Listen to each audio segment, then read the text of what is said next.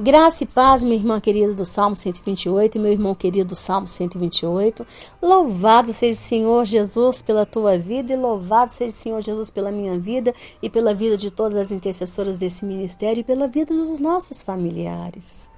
E vamos agradecer ao Senhor por mais uma oportunidade que Ele nos dá de estudar a palavra de Deus. E hoje nós ainda continuamos no livro de Números, tá? Capítulo 14, do versículo 21 ao 38. Na segunda-feira ainda nós vamos continuar nesse capítulo, tá bom?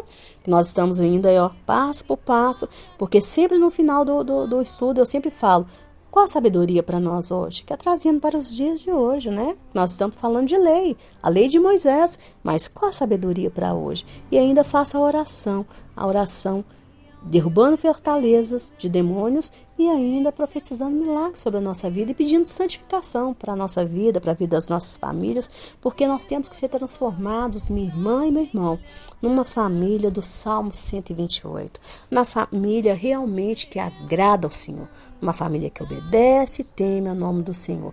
Por isso que nós estudamos a Torá, porque quando nós estudamos a Torá, nós entendemos a mente do Senhor. Como é que o Senhor pensa? Quando nós vemos aqui a maneira como os nossos irmãos lidaram com o Senhor, aqueles que primeiro receberam Deus, aqueles que primeiro entenderam Deus, que se relacionaram com Deus, é que nós vemos, extraímos sabedoria para a nossa vida.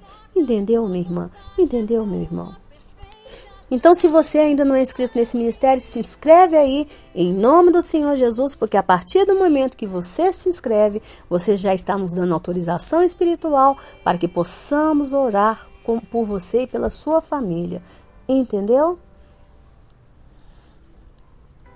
E para você que ainda não me conhece, meu nome é Giovana Cristina, eu sou a líder das intercessoras do Relógio Mundial de Oração, que tem por objetivo orar por você e pela sua família, despertando em você a fé de que é orando uns pelos outros que nós seremos curados.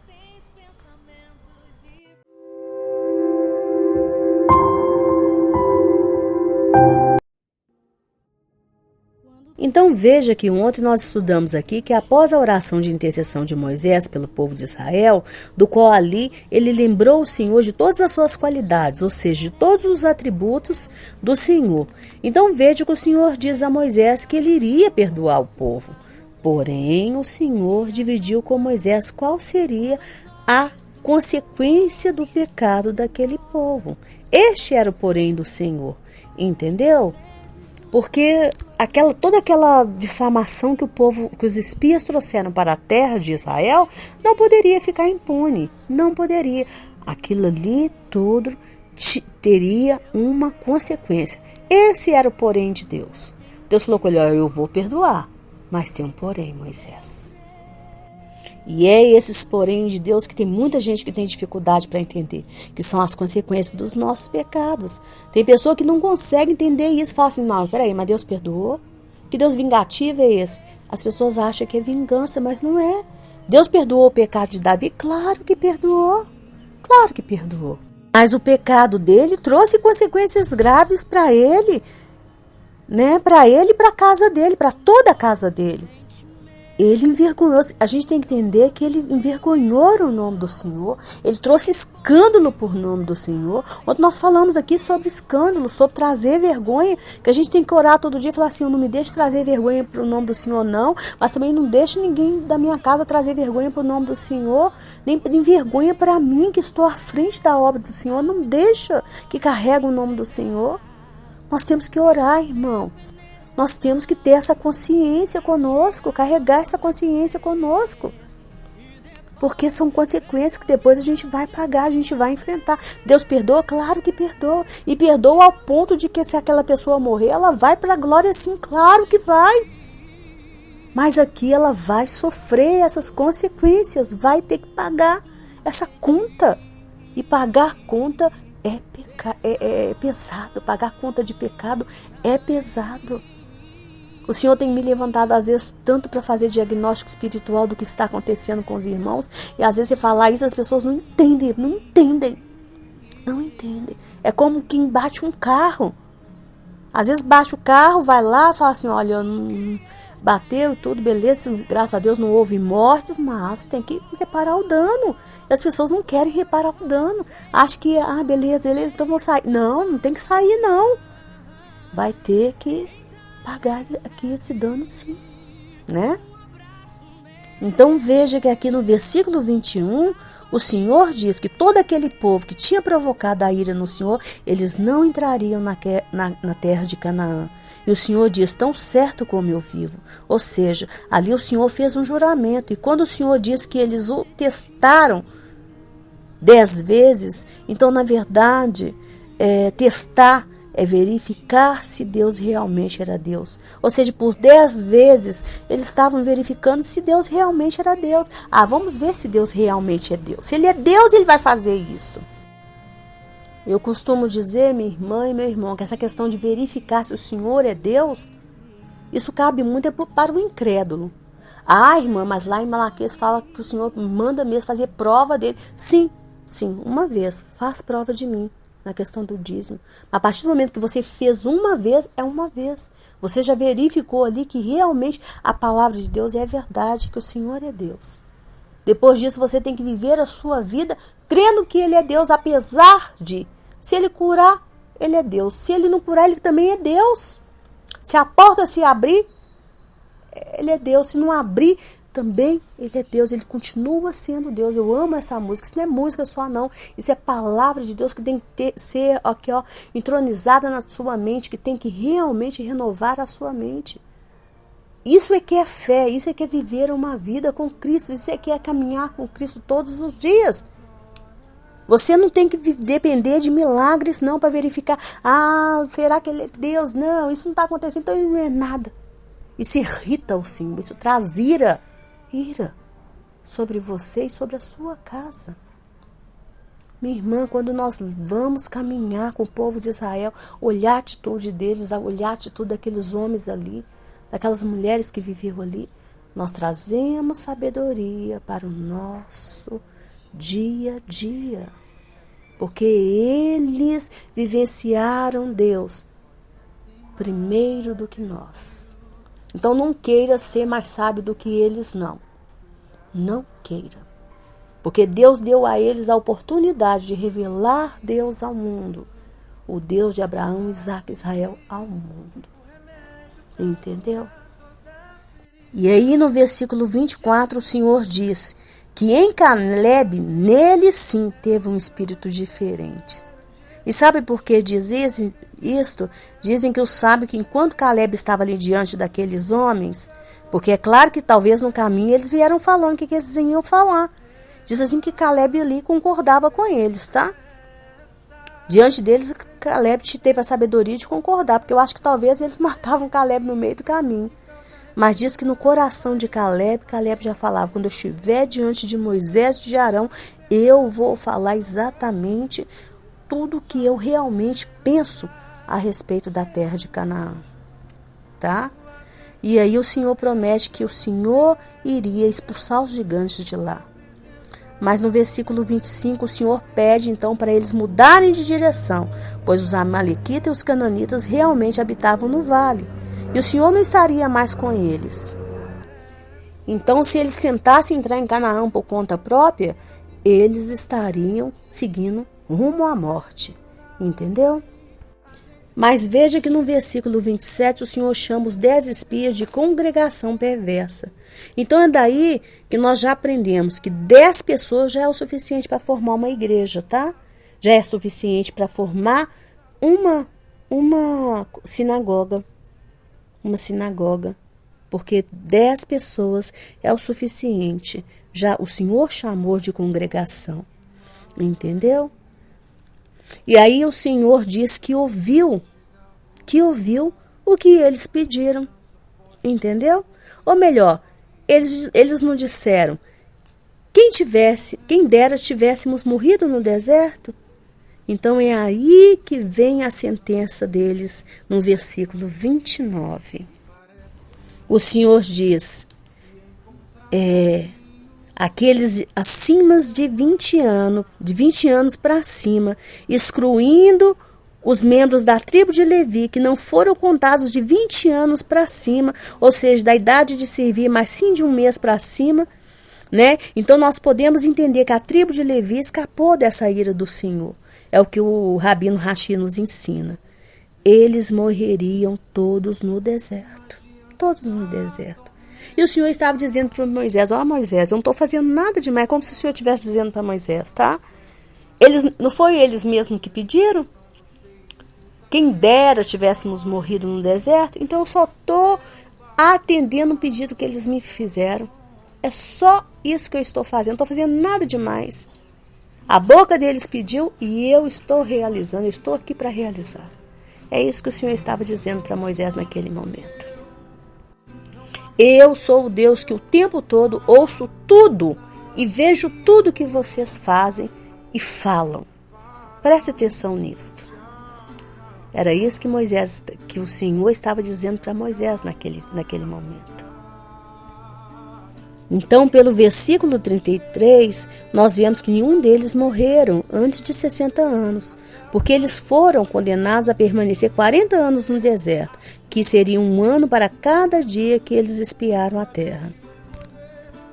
E no versículo 37 diz que os homens que caluniaram a terra de Israel, ou seja, os 10 espias, tirando Caleb e Josué, eles não. Eles então foram cometidos de uma praga, né? Que na verdade essa praga era a intenção do Senhor para todo o povo naquele momento. Porém, com a intercessão de Moisés, então somente aqueles 10 homens foram mortos naquele exato momento. Foram mortos de imediato. E dizem os estudiosos da Torá que como aqueles homens pecaram com a língua, então diz os rabinos que a punição deles foram com a língua, que a língua deles cresceu até o umbigo e saiu vermes deles, tá? E que entrou ali no umbigo deles. Olha que coisa horrorosa, gente. Saiu o verme, entrou no umbigo deles ali, matando eles. Era uma praga, tipo uma peste, né? Uma peste. E segundo o Rabino Maimônides, que foi um rabino que viveu no ano de 1204 e que era um filósofo também, grande estudioso do Talmud, que é o livro que eu disse que traz a Torá, que era passada de pai para filho e que não era escrita, mas que se tornou escrita depois e que depois muitos rabinos foram colocando ali os seus comentários, tá? E que se tornou hoje o que a gente chama de Talmud. Né? Ele diz que como os informantes, os espias, deveriam declarar apenas o que viram, contudo, eles não declararam apenas o que viram. Eles foram além, ou seja, eles citaram ali um porém. Né? Moisés, até realmente manda leite e mel, porém, né? Então diz que Deus os perdoou sim. Deus os perdoou mediante a oração de Moisés, mas Deus também foi além. Ou seja, Deus também citou o seu porém. Então veja que o versículo 38 termina dizendo que Josué e Caleb ficaram com vida. Então, minha irmã e meu irmão, essa é a sabedoria para nós hoje. Porque veja que Deus, ele nos trata exatamente da forma como nós estamos pedindo para sermos tratados. Nós estudamos aqui que no versículo 2, eles disseram, quem dera tivéssemos morrido nesse deserto. E essa foi exatamente a sentença deles. Não uma sentença que seria cumprida de imediato, mas uma sentença que seria cumprida após 40 anos de deserto. Então a sabedoria para nós é, vigie as suas palavras, principalmente aquelas que são ditas em momentos de ira. E aí você pode dizer, minha irmã, é verdade, né? Porque eu já ouvi falar que a nossa palavra tem poder, né? Que a palavra tem poder, né? Não, minha irmã, a nossa palavra não tem poder nenhuma. Nenhuma. A única palavra que tem poder é a palavra de Deus na nossa boca. Porém, se nós dizemos que somos de Deus, que o Deus de Abraão, Isaque e Jacó é o nosso Deus, se nós dizemos que nós temos Jesus como nosso Senhor e Salvador, então saiba que as palavras que saem da nossa boca, assim como tudo que nós fazemos e falamos, tá, está conectado ao Senhor. Tudo que o povo de Israel ali fazia estava conectado ao Senhor. Eles é que achavam que eles estavam soltos ali naquele deserto, mas eles não estavam. O Senhor estava vendo e ouvindo tudo. E às vezes nós estamos assim, nós temos essa impressão que nós estamos soltos, que nós somos órfãos. Ah, meu pai não gosta de mim, minha mãe não gosta de mim, eu estou aqui livre, eu posso fazer o que eu quero. Não, nós não estamos soltos nesse mundo, isolados nesse mundo. Nós estamos debaixo da onipotente mão de Deus, debaixo dos olhos dele, que contempla todas as coisas, que escuta tudo aquilo que nós falamos, tudo aquilo que ele vê tudo aquilo que nós fazemos. Ele sonda mente e coração. Ele conhece a nossa palavra antes mesmo dela vir à nossa boca. Se hoje em dia está difícil você enganar as pessoas, para que você vai enganar o Senhor? Para que você vai mentir para o Senhor? Se hoje em dia maridos não vão conseguir nem mais enganar as esposas, para que vai enganar ao Senhor? Temos que ser pessoas verdadeiras, pessoas íntegras. Sabe o que é uma pessoa íntegra? Cuja palavra, as atitudes é de acordo com a palavra. De acordo com a palavra. Então o Senhor está vendo e ouvindo tudo aquilo que nós fazemos. Então nós não podemos ficar por qualquer coisinha, sabe? Pedindo, testando o Senhor o tempo todo. Dizendo, se você de repente fica aí, eu quero morrer, minha vida tá ruim, não sei o quê. E depois não pede perdão ao Senhor. Aquele que é o doador da vida, né? Pode ser que de repente o Senhor fale, olha, ela está me pedindo tanto para morrer, eu vou enviar sobre ela, assim, permitir que venha sobre ela uma enfermidade. Porque minha irmã, meu irmão, não é o diabo, não. O diabo é a coisa mais mínima que existe. O diabo, ele tem muito poder sobre a vida daqueles que não conhecem o Senhor. Sobre esses aí ele triunfa, mas sobre a nossa vida não. A partir do momento que você entregou sua vida para Jesus, o diabo perdeu totalmente a autoridade que ele tinha. Ele pode continuar tendo algumas legalidades, mas ele só vai exercer essa legalidade se o Senhor permitir. Ele perdeu a autoridade sobre a sua vida. A autoridade sobre a sua vida agora passa a ser de Jesus. É o resgate. Nós já falamos aqui do resgatador, daquele que pagou a dívida. Assista lá os nossos estudos de Levítico, do resgatador, do Goel, que é daquele que vai lá e que resgata a sua dívida, que paga a sua dívida. Irmã, mas por que o diabo continua tendo poder sobre a vida do meu filho? Porque ele não reconheceu Jesus ainda como Senhor e Salvador. Ele não reconheceu. Então o diabo tem autoridade sobre a vida dele. Tem. E aí é onde que é uma batalha que você enfrenta. Porque você está ali tentando o tempo todo, batendo ali na porta do inferno e tirando, falando não, e orando, e pedindo, e jejuando. Entendeu, minha irmã? Entendeu, meu irmão? Mas sobre a sua vida ele não tem mais não. Você é do Senhor. Você foi paga, resgatada, com preço e preço de sangue, um sangue precioso que é o sangue de Jesus. Um sangue que, como diz o autor de Hebreus, da carta aos Hebreus, que é um sangue muito mais precioso do que o sangue de bodes, de carneiros, né, ou de touros, que é o sangue de Jesus. Entendeu?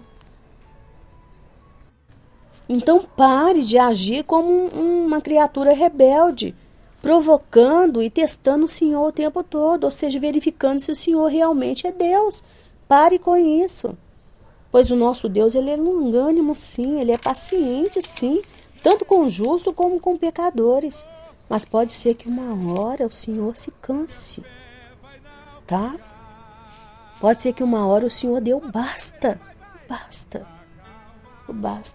E saber disso, tá? Saber disso é temer o nome do Senhor. É temer o nome do Senhor. Eu já te disse aqui, minha irmã e meu irmão, que o objetivo desse ministério é despertar em você um estilo de fé, onde você viva todos os dias com temor do Senhor. E temor não é medo, não. Temor é saber que você tem que viver agradando ao Senhor. Que você tem que viver, que você é amado do Senhor, filho amado do Senhor. E que você tem que viver, que você tem que ser parecido com seu pai. Ah, irmã, mas como que eu vou parecer com meu pai? Ninguém nunca viu a Deus, viu sim. Em Jesus nós vemos a Deus. Então, para ser parecido com o pai, tem que ser parecido com Jesus. Jesus é o filho que dava prazer ao pai. Então, nós temos que crescer a estatura do varão perfeito, que é Cristo, para a gente agradar a Deus. Então, isso é temer ao Senhor. Temer. Ô irmã, mas é tão difícil. Não é difícil não. Para isso ele nos deu o Espírito dele, que é santo. É pedir todos os dias, falar, Senhor, tem de misericórdia, eu quero ser cheio do teu Espírito. Mas você tem que desejar, minha irmã. Tem que desejar, meu irmão. O Senhor não vai fazer na sua vida aquilo que você não quer que ele faça. Tem gente aí que ama o pecado. Alguns pastores falam pecado de estimação. Tem gente aí que ama o pecado. Falam do pecado até rindo. Fala do pecado com um sorriso na boca. Como que se pecar fosse alguma coisa linda. Tem que falar com vergonha, com tristeza. Com tristeza. Falar, vou ter essa área da minha vida aqui que eu preciso tanto que o Senhor tenha misericórdia de mim. Que o Senhor me ajude tanto. Eu ainda estou agindo sem sabedoria, mas o Senhor vai me dar força, o Senhor vai me capacitar. Espírito Santo, não desista de mim, não. Tenha misericórdia. Porque ouvir o basta do Senhor é muito triste. Muito triste, minha irmã. E você não sabe do que você está falando, meu irmão, minha irmã e meu irmão, do que você está ouvindo. Sabe? Isso é muito triste. Só quem tem um ministério profético é que pode te dizer sobre essas questões. Eu vou te contar uma história aqui muito triste. O ministério profético, ele nos dá um dom muito maravilhoso. Mas ele nos dá, sim, a capacidade, porque ele nos dá a capacidade de ouvir a voz de Deus com mais clareza do que um outro irmão, uma outra irmã que não tem esse ministério profético. Mas às vezes a gente tem um temor do Senhor e às vezes a gente adquire um certo assim medo mesmo. E aí a gente tem que ir muito, sabe, para a intimidade ali com o Espírito Santo, para a gente não adquirir medo, porque a gente fica assim com um pouco de pavor das coisas que a gente ouve. Uma vez eu cheguei no hospital para orar por um homem. Esse homem era um homem bem rude, com a esposa, com os filhos, do ponto dos filhos ter medo dele, medo mesmo, medo. E esse homem adoeceu, mas uma das filhas me pediu que eu orasse por ele, que fosse lá orar por ele. E eu fui. E quando eu cheguei para me orar, esse homem estava no leito de hospital, mas ele estava ali aparentemente bem. Aparentemente bem. E ele estava, assim, me tratou com uma certa arrogância. E eu falei com ele, eu posso orar pelo Senhor? Perguntei se eu podia orar, porque oração oração, se a pessoa não aceitar, você não faz. Você não deve fazer, porque não pode ser imposta. Ele falou, tá, pode orar aí. Vai fazer mal não? Ele falou assim, que não iria fazer mal não. E aí, eu assim, morrendo porque eu sabia que ele não era, né, crente no Senhor Jesus, e eu falei assim, Jesus, não me deixe orar em línguas, Senhor, porque eu sabia que ele iria zombar do dom profético. Mas também eu sabia que eu sei muito bem que é muitas vezes através, quando eu estou orando em línguas, é que o Senhor me dá a visão, o dom da visão, e ali eu interpreto a visão e sei o que está acontecendo. Mas o Senhor não me ouviu. E quando eu comecei a orar, eu já comecei a orar em línguas, e aí do canto assim, do pé da cama dele, eu vi o anjo da morte. E quando nós fomos falar da morte de Miriam, estudar, eu vou te falar sobre o anjo da morte. E aí, eu olhei assim, e Deus falava assim, eu não vou fazer mais nada por esse homem. Ele já recebeu o meu basta. E eu falei, mas Senhor, e tudo ali eu orando em línguas, interpretando, mas Senhor, A família está sofrendo. O Senhor falou, se bem que tem muita gente pedindo por mim. Eu posso atrasar uns dias. E aí, eu falei, então tá, Senhor, que assim seja feito. E terminei de orar, e ele olhou para mim com aquela cara mais debochada. E depois eu fiquei sabendo que ele realmente zombou. Falou que era uma oração muito esquisita. E eu saí e falei com a filha, olha, Deus vai levar o teu pai. Prepare o coração da tua mãe, porque a mãe é uma boa mulher, uma mulher de outra fé, mas uma mulher de oração. E eu falei, quando tua mãe concordar com a partida, vai ser o dia que ele irá. E ali aquele homem sofreu, daquele dia a saúde dele piorou. E eu olhei, na hora, quando eu terminei de orar, que eu olhei para o peito dele, eu vi o que ele tinha. Eu vi uma bola de fogo no peito escrito câncer. Já estava todo tomado. E ele não sabia o que era que ele tinha, mas o Senhor já sabia. E aí, assim foram dias no hospital. E ele partiu. Então ele já tinha recebido, depois a filha perguntou, se a gente orasse, se a gente jejuasse, o Senhor não poderia mudar? O Senhor não poderia? Eu falei, mas vocês oraram, vocês pediram. E foi justamente porque vocês oraram, porque vocês pediram tanto que o Senhor adiou. O Senhor disse, tem tantos me pedindo, então eu posso adiar. Mas ele já tinha recebido o basta de Deus. O basta, basta. Então, minha irmã e meu irmão, viver com temor é saber que nós estamos diante de um Deus que é bondoso, zeloso, misericordioso, milagroso, poderoso, mas também é fogo que consome. Que uma hora nós podemos receber o basta dele e falar, chega, cansei de vocês. Cansei. Chega, acabou. Todas as oportunidades que eu te dei, acabou. Agora chega. Agora você vai ver que eu sou juiz. Acabou. Acabou. Suas obras serão julgadas diante de mim. Acabou. Entendeu, minha irmã? Entendeu, meu irmão? Então aproveita todas essas oportunidades que você está tendo aqui hoje. Hoje, agora. E tenha o seu conserto com o Senhor. Com Jesus nós podemos recomeçar com Deus a todo momento, a todo instante. Uma vida de santificação. O que você cometeu há 1 hora atrás não interessa mais. Pede perdão ao Senhor e fala, Senhor, eu quero ter uma vida que te agrada. Às vezes você não sabe nem o que é santificação. Por isso que eu escrevi um livro, A Obediência à Lei da Separação, porque eu também nem sabia o que era santificação. Aquilo embolava tanto na minha cabeça. Você vai ouvir um falar uma coisa, eu vou ouvir outro falar uma coisa, mas não tem um ensino que seja ordenado, que seja assim, correto. E aí eu tive que escrever esse livro para saber exatamente, minha mente ser organizada com o que é santificação, o que é a lei da separação, a lei da santificação. E hoje a minha mente é organizada. E é justamente por ela ser organizada que, para a glória do nome do Senhor Jesus, que eu posso ajudar a organizar a mente de outros irmãos. Entendeu? Porque o Senhor quer se relacionar conosco. Mas um relacionamento sem santificação, sem obediência, Ele não quer.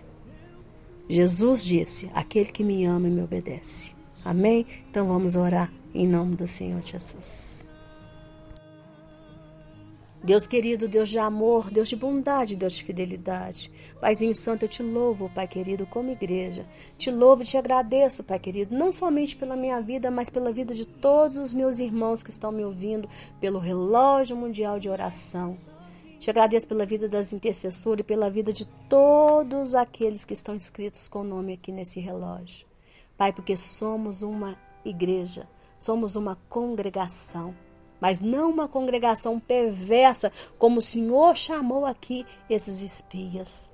Mas uma congregação amada do Senhor. Um povo querido, um povo santo, um povo, como diz Pedro em sua carta,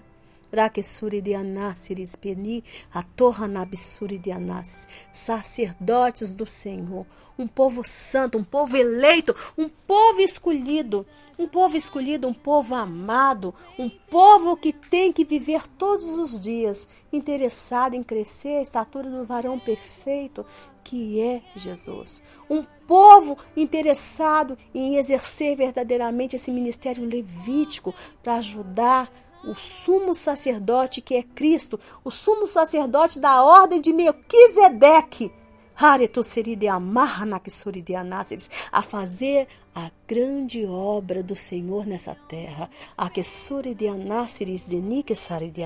porque somos colaboradores com Cristo, somos embaixadores com Cristo. Pai querido, nos abençoe em nome do Senhor Jesus, nos santifica de maneira tal, Espírito Santo, que nós um dia possamos dizer, como o apóstolo Paulo: sede meus imitadores, assim como eu sou de Cristo, em nome do Senhor Jesus. Nos perdoe, Senhor. Nos perdoe, perdoe por cada palavra maldita que saiu da nossa boca, em nome do Senhor Jesus. Nos perdoe, Senhor, pelas vezes, Senhor, que esquecemos o quanto o Senhor é onisciente, o quanto o Senhor tem ouvido e visto tudo aquilo que fazemos. Tenha misericórdia, Senhor. Tenha misericórdia da nossa casa, Paizinho. Tenha misericórdia das nossas crianças, dos nossos jovens, dos nossos adolescentes. Tenha misericórdia dos nossos idosos, Pai querido. Tenha misericórdia, Senhor, dos homens da nossa família, das mulheres da nossa família. Tenha misericórdia de nós, mulheres. Nós queremos ser como Débora, Senhor. Nós queremos ser edificadoras de lares. Nós queremos nos levantar como mães, Senhor, daqueles que sofrem, daqueles que padecem, Senhor. Nós queremos ser mulheres santas, Senhor. Nós queremos ser como Dorcas, que cuidava de mulheres necessitadas, de outras mulheres que tinham necessidades, Pai. Tenha misericórdia, Senhor. Nos ajuda, Pai querido. Porque nós queremos, Senhor, te fazer feliz, meu Pai. Nós queremos ser filhos que te dão prazer, Pai. O tempo todo, Jesus, o tempo todo, Senhor. Nós queremos ser cheios do Teu Espírito Santo, Pai. Cheios do Teu Espírito Santo. Nós queremos, Pai, verdadeiramente, Senhor, contagiar, Pai, santificar todo lugar onde nós pisarmos a planta do nosso pé, Pai. A planta do nosso pé. Nós queremos, Pai querido, que a nossa casa seja transformada em um santuário para o Senhor. Um local, Senhor, onde o Senhor tenha prazer em habitar. Um local onde o Seu nome seja entronizado o tempo todo, Pai. Em nome do Senhor Jesus. Porque nós queremos, Pai, ser a família do Salmo 128. Nós queremos, Pai. Nós queremos andar segundo a Tua lei. E não segundo a lei desse mundo, Pai. A lei que impera nesse mundo. Nós queremos verdadeiramente, Senhor, ter autoridade, Senhor. Autoridade, Senhor, para vencer todas as ciladas do inimigo, para derrubar todas as leis que o inimigo tenta impor sobre as nossas vidas, sobre a nossa casa, sobre a nossa família, porque o que vai prevalecer na nossa vida é a lei do Senhor, é a Tua lei, é a Tua Torá, Pai, em nome do Senhor Jesus. Pai querido, nos santifica, Pai, nos lava, nos purifica, Pai, que toda fortaleza de demônios, da imundície, da impureza, Pai, que seja destronado em nome do Senhor Jesus. Que todo esse espírito, essa fortaleza de espírito da rebelião, que seja destronado em nome do Senhor Jesus. Que toda essa fortaleza de espírito de morte, que seja destronado em nome do Senhor Jesus. Pai querido, porque nós queremos, Senhor, viver para Te agradar, para Te glorificar. Senhor, manifesta com Teu milagre em nós, Pai. Manifesta em nome do Senhor Jesus, Pai querido. O povo ali naquele deserto, Pai, eles viram o Teu poder. Eles viram o quanto o Senhor é o Todo-Poderoso, Pai. O Todo-Poderoso. O Todo-Poderoso. Pai querido, nós precisamos desses milagres. Nós precisamos, Pai. Precisamos do milagre da cura, Pai. Precisamos do milagre, Senhor, de portas abertas, Pai. Precisamos do milagre da restauração de casamentos. Precisamos do milagre da libertação dos nossos filhos, Pai, das nossas crianças, dos nossos jovens, dos nossos adolescentes, dos homens da nossa família, porque eles têm que fazer parte do exército do Senhor, serem homens de oração, Pai, homens santificados. Precisamos, Pai, mas que seja tudo para o Teu louvor, tudo para a Tua glória, Pai querido. Em nome do Senhor Jesus. Que assim seja, Pai querido. Porque te amamos, Senhor. Te louvamos, Jesus. E queremos, Jesus, verdadeiramente, Senhor. Verdadeiramente estar contigo, Pai querido. Eternamente contigo, Jesus. Nos abençoe. Nos abençoe cada dia mais. Que é em teu nome que te pedimos, Pai. Te pedimos como igreja. Amém, minha irmã. Amém, meu irmão. Que chegar na presença do Senhor Jesus e ganhar aquele abraço gostoso dele e ouvir o entre bendito de meu Pai seja a tua maior ambição, mas que até lá você colabore com Deus para que toda a tua família seja transformada na família do Salmo 128. O meu nome é Giovana Cristina, tenha sempre em mim uma irmã para te ajudar em oração. Eu volto em nome do Senhor Jesus na segunda-feira, porque hoje é Shabat, daqui a pouco começa o Shabat e vamos entrar para o nosso merecido descanso. Quando nós descansamos no sábado, nós estamos reconhecendo que o Senhor é Senhor de toda a terra, em nome do Senhor Jesus. Mas mais tarde tem a oração com a nossa irmã querida Maristela Miranda. E eu volto na segunda-feira com mais um estudo da Torá, se o Senhor assim permitir. Um beijo, fique com Deus, amo você.